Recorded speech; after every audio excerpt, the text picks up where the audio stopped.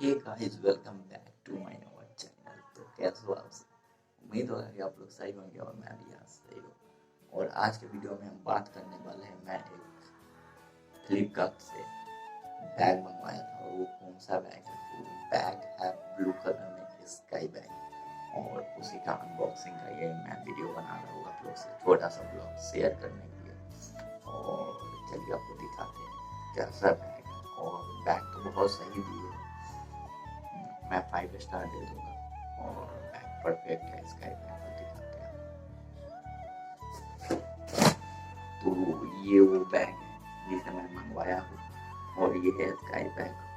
और इसका कंफर्टेबल बहुत सही है इसमें, और बहुत कंफर्टेबल बैग है ये। और इसका डिजाइन भी बहुत सही है। और ये देखिए, इसमें 3 खंड और एक 4 खंड है, और बहुत परफेक्ट बैग है। और इसी बैग के ब्लॉग बनाने के लिए आप एक छोटा सा मैं ब्लॉग बनाया हूँ। मेरा ब्लॉग कैसा लगा आप लोग कमेंट में बताइएगा। ब्लॉग अच्छा लगा हो तो लाइक कीजिएगा। मिलते हैं नेक्स्ट ब्लॉग में।